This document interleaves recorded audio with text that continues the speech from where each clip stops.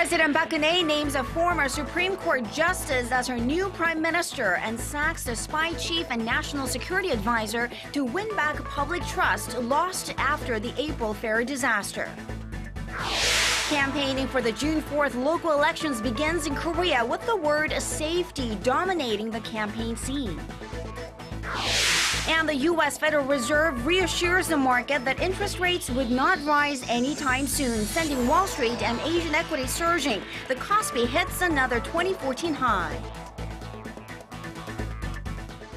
Hello, everybody. Thanks for joining us. I'm Kang Tae-ri in Seoul. Some breaking news to start us off tonight. North Korea fired multiple shells in the direction of a South Korean patrol ship in the West Sea at around 6 p.m. on this Thursday. Officials from Korea's Joint Chiefs of Staff say the North fired the shells about 14 kilometers southwest of Yeonpyeongdo Island, with some reaching south below the northern limit line, the de facto maritime border between the two Koreas. While the patrol ship was not hit, the South Korean Navy did fire back. This follows Tuesday's incident, actually, when 3 North Korean patrol boats crossed the maritime border only to be driven back by a warning shot from South Korea.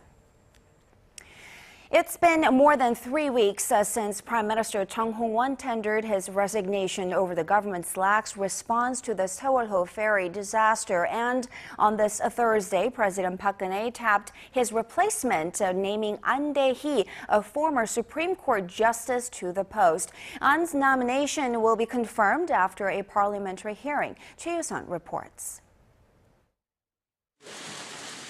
President Park Geun-hye has tapped An Dae-hee, a former Supreme Court justice, as the new prime minister. Presidential office spokesperson Min Kyung-wook on Thursday said An's principles and integrity in the judicial community were a key reason for his appointment. The nominee expected to successfully carry out reforms within the public sector and the government, and to push forward with the government's campaign to root out corruption in our society.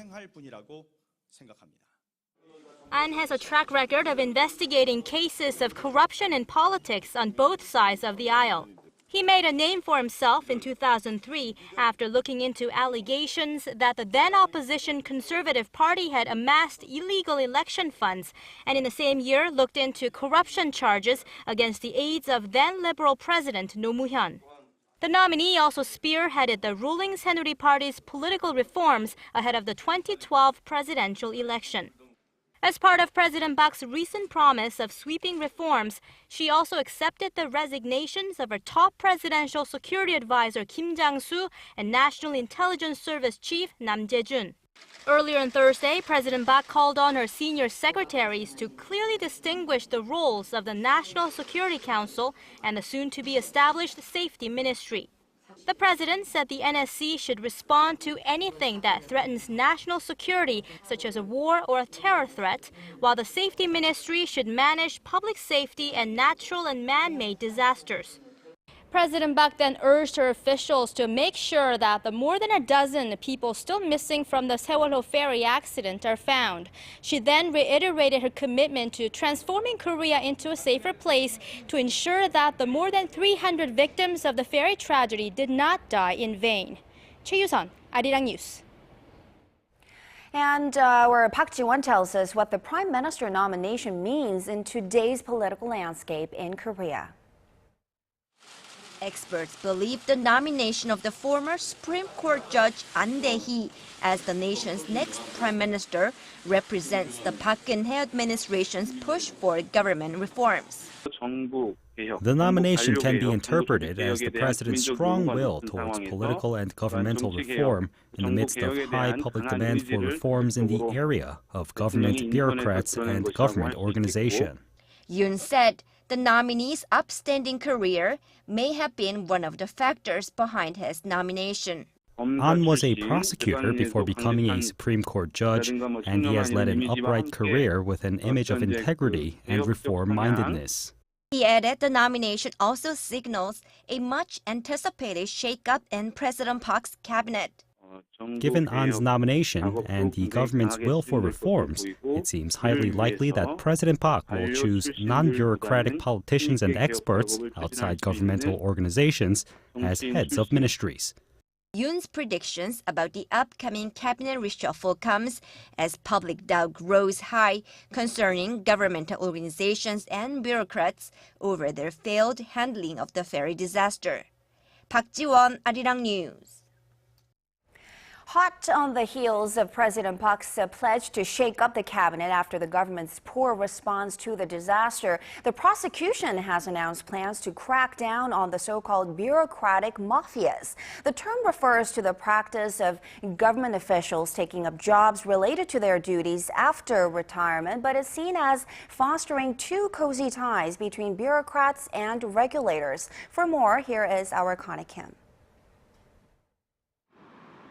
The prosecution will soon set up 18 special investigation teams across the nation to root out corruption with a focus of ending collusive ties between government officials and the industries they regulate.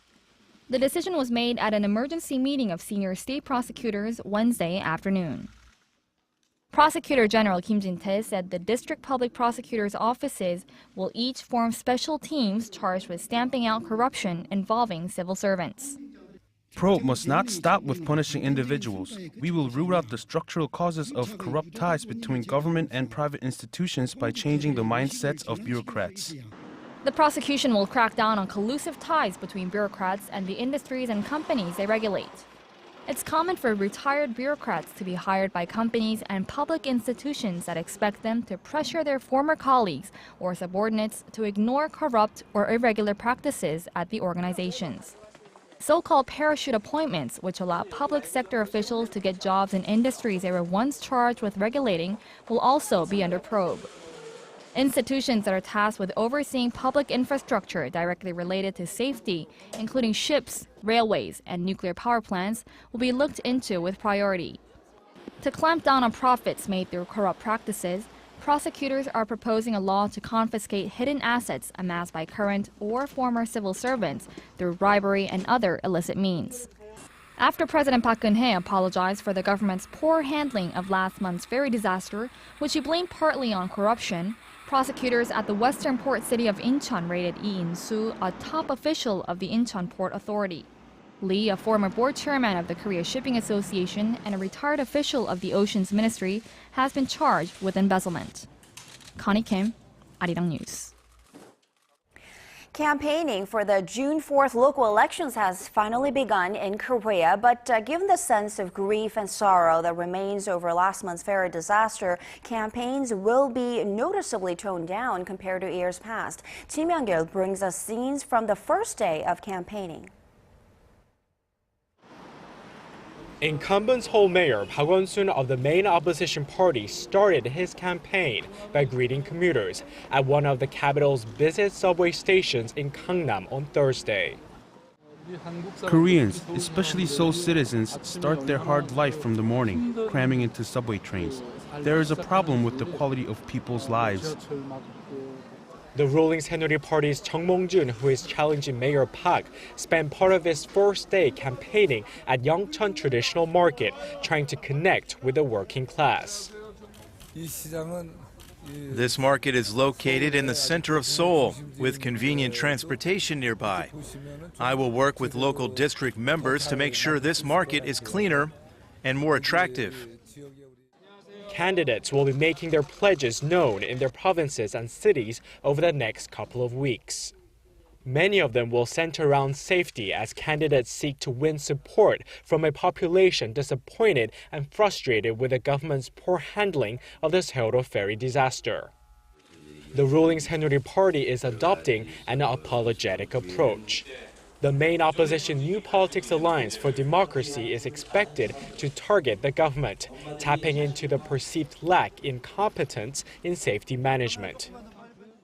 In the latest polls, the ruling party is lagging behind the main opposition party in key regions such as Seoul and the western port city of Incheon. Ruling party candidates have seen their support crumble in the wake of the ferry accident. Kim Young-gil, Arirang News. For the latest in news that impacts Korea and the world, join Kang Chae-ri for a lively half hour that covers politics, business, international news, and much more. Live at 8, every weeknight on Arirang TV. UN Human Rights Council headquarters in Geneva on Thursday, finding ways to. Amid signs that the U.S. economy is picking up, the Federal Reserve is discussing how it will start to raise short-term interest rates that currently stands at near zero. The Fed, however, has made it clear that the rates will stay low in coming months. Connie Lee tells us more. U.S. Federal Reserve policymakers have begun, paving the way for raising short-term interest rates after keeping them near zero for 6 years. The central bank's April meeting minutes revealed Wednesday confirmed the Fed is not ready to normalize monetary policy by starting to hike interest rates anytime soon. But policymakers did engage in prudent planning and looked at several approaches for such steps as a reverse easy monetary policy. Fed Chairwoman Janet Yellen reiterated earlier this month that interest rates would not rise until the U.S. economy was strong enough. Interest rates are unlikely to begin rising until we are in a strong economic recovery. We eventually will start to raise interest rates. I'm assuming the economy will continue to recover, and at some point that will become appropriate. As the U.S. economy strengthens, interest rates are expected to rise in the latter half of 2015. Since 2008, the Fed has kept rates at near 0% to help the economy recover from a severe recession. The April meeting minutes also suggest that the Fed will keep reducing its stimulus plan, as leaders say the U.S. economy is on a path of moderate growth. Connie Lee, Arirang News. And in reaction to the Fed's plan to continue its stimulus and the strong HSBC May flash PMI for China today, the Kospi closed at its highest level of the year. The index rose 0.3% to close at 2,015 points, picked up mainly by large-cap exporters, including steel makers. And the Korean won closed up as well on the Kospi's gain. It seems like North Korea is no hermit kingdom when it comes to trade. Despite international efforts to punish North Korea through sanctions, its overall trade hit a record high last year. Yoo Rian tells us more. While the rest of the world has slammed the door on trade with North Korea for its ongoing nuclear threats, China is going the other way. South Korea's state-run trade agency says North Korea's total overall trade amounted to an all-time high of $7.3 billion last year. Most of that was from China. Dependence on its only remaining ally has been growing since 2005, making up nearly 90% of North Korea's trade across borders as of 2013. Beijing joined international efforts to further isolate Pyongyang following its nuclear test in February last year by strengthening trade restrictions, but evidently to not much effect. Exports mostly consisted of coal and mineral resources, imports of electric equipment and grains. Russia is also rising as a close trade partner as well, with trade between the two countries up 37% last year. This is mostly due to a spike in imports of materials needed for the Nasan-Hasan project, which is a railway connecting North Korea and Russia. There was no record of trade with Japan and just humanitarian aid records from the U.S. last year. Yoo Rian, Arirang News. Chinese President Xi Jinping is calling on neighboring countries to build a security framework aimed at countering Washington's influence in the region. But as our Kim Hyun-bin reports, with China mired in its own territorial disputes with many of the countries it's seeking to partner up with, the prospects for the Chinese leader getting his way don't look too good. President Xi Jinping at an international security summit in Shanghai on Wednesday said that the problems facing Asia today should be handled by the nations within Asia. Asia countries should all cooperate to resolve security issues in the region. It was a not-so-veiled reference to the U.S. as it seeks to increase its influence in Asia. A third party aimed at enhancing military alliances in the region does not serve our interests. Xi made the statements at the 4th Conference on Interaction and Confidence-Building Measures in Asia, a group of more than 20 mostly Asian nations. Xi's vision for a new Asian security concept has a supporter in Russia, which launched joint naval exercises near the disputed East China Sea islands this week. Russian President Vladimir Putin has already backed the idea, but it may be hard to see it through, as nations will be reticent to harm relations with Washington. Many of them are also mired in territorial disputes with China. Relations between Beijing and Washington have been sour in recent months over accusations of cyber attacks, newly established air defense zones, and territorial disputes in the South China Sea. Kim Hyun-bin, Arirang News. Korean tech giant Samsung Electronics has once again been ranked among the 30 most valuable brands in the world. The brand equity database BrandZ placed Samsung 29th in its top 100 most valuable global brands list, up one notch from last year and valued at $26 billion. Samsung was the only Korean company to make the list. Google overtook Apple to bounce back as the most valuable global brand with a value of $159 billion. The fastest riser in the list was the Chinese portal Tencent, whose value rose 97% over the year. While Korea is regarded as an IT powerhouse globally, there are areas in which the nation can improve, of course, and namely with regard to research and development. And with that in mind, a forum with participants from around the world was held this Thursday to offer some constructive criticism. And our Kim Ji-yeon was there. The K-Tech Global R&D Forum, supervised by the Ministry of Trade, Industry and Energy, was a chance to examine the current state of Korea's industrial technology and R&D policies from a global perspective. A senior economist from the OECD, Alistair Nolan, released the agency's latest report on the matter. He says Korea has one of the highest levels of university patenting for technology, following Israel and Estonia. But Nolan said the patents are not frequently used by corporations, highlighting a lack of interaction between the business and academic fields. Time and again, when we talked with industry representatives, the lack of awareness of IP, intellectual property, was considered a problem. They have a mindset which is conditioned, which is shaped by the incentives that they face, because they are rewarded and the universities are rewarded according to the rate of academic citations and patents, but they're not rewarded in terms of or because of their success in commercialization outcomes.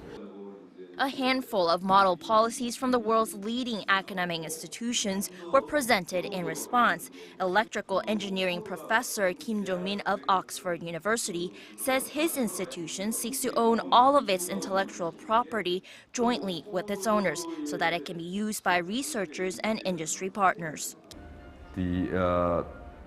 Some people say they may lose opportunity and money in the short period of time, but in the longer term, they will get more returns as a royalty. Kim suggested that small and medium-sized companies have a great chance to succeed in the energy sector when collaborating with universities, since it depends on the basic sciences and the convergence of many different types of R&D. Kim Ji-yeon, Arirang News.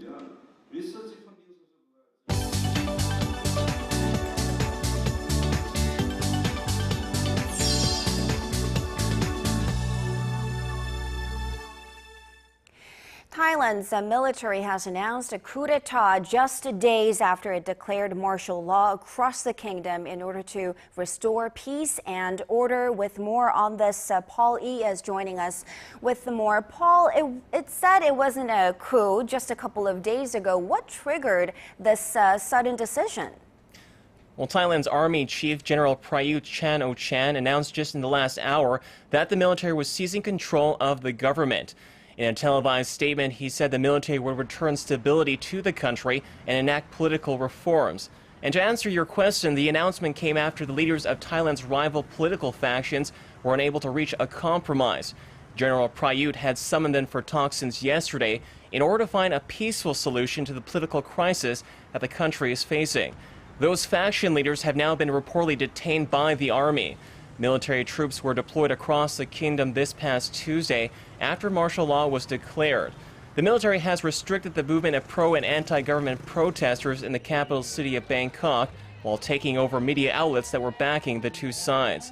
Thailand has been suffering months of growing civil unrest that has left dozens dead and hundreds injured. Whether this latest coup will bring an end to that violence remains to be seen. Yes, certainly a difficult situation in that country. And now turning to China, where a deadly attack in the northeastern region of Xinjiang has killed at least 31 people and injured over 90 others. What do we know about this attack? Officials say a series of explosions ripped through Xinjiang's capital city of Urumqi earlier Thursday in what is being described as the deadliest act of violence in the region in years. According to state media, 2 vehicles without license plates broke through roadside fences and plowed into people in an open market before exploding. In a statement released by state media, Xi Jinping demanded that the case be solved quickly and that the terrorists be punished severely. He also called for a rapid mobilization of aid to assist the injured people and to console the victims' families. This violent terrorist incident once again shows that terrorists are fundamentally against humanity, society, and civilization. They should be condemned jointly by the Chinese people and the international community. China's Ministry of Public Security called the attack on Urumqi a serious violent terrorist incident.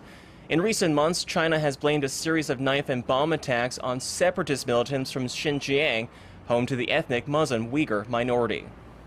And Paul, the online auction site eBay says hackers have accessed its private server, and compromising customer data. What kind of measures is the company taking in light of this security breach? eBay isn't taking any chances with this latest cyber attack. They're forcing millions of users to change their passwords, urging to be on the lookout for any fraudulent transactions. The U.S. company said on Wednesday that a key database was hacked using stolen employee login credentials. The e-commerce site said the hackers may have gotten hold of personal information such as email addresses, birth dates, and encrypted passwords. The attack occurred between late February and early March, but was only discovered over this past week. Consumer protection experts say the internet marketplace needs to adopt stronger methods to protect its data. Changing your password is helpful a couple of times, I think, but after a while you sort of run out of variations on your pet's name. So I think that you, after that, the burden really shifts back to the companies and to Congress to make sure that all of the appropriate protections are in place. An eBay spokesperson said a large number of accounts may have been compromised, but declined to say how many. The company added that its engineers are continuing to investigate the breach with assistance from law enforcement agencies, but says there's no evidence that credit card details were stolen. eBay has more than 140 million registered users in 190 countries. And Paul, moving on to a lighter note, China has sent a pair of giant pandas to Malaysia. This is obviously to build ties and ease tensions between the two countries. What can these bamboo-loving travelers expect on their diplomatic mission? Well, Fu Hua and Feng Yi will be on loan for 10 years as part of a giant panda conservation project signed between Malaysia and China back in 2012. Malaysian officials and fans alike gave a warm welcome to the new visitors when they arrived at Kuala Lumpur International Airport on Wednesday. The pandas will be housed at a new climate-controlled habitat inside Malaysia's National Zoo, which reportedly cost $7.8 million to build.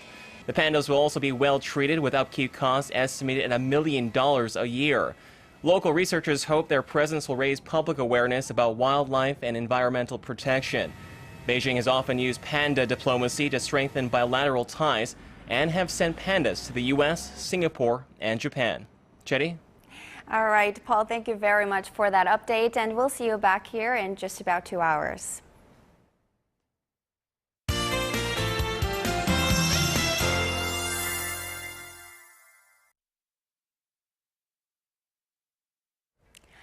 Today was a beautiful sunny day here in the country's capital city of Seoul. It's getting hotter by the day. Let's now turn to our Michelle Park for more details. Michelle. Good evening, and it was another unseasonably hot day. However, do keep that in mind. It will vary but more than 10 degrees between the mornings and nights. Now, due to the high pressure front, the skies are looking clear except in the eastern provinces where it's cloudy with sporadic showers. Now, we can expect another warm and sunny day tomorrow. However, rain is in the forecast on Sunday, which should bring down our highs into the low 20s. Now, going over to our readings, Seoul will start off the Friday morning at 15 before reaching up to 29 in the afternoon. Meanwhile, the southern cities such as Daegu and Busan will peak up to 30 and 23 degrees.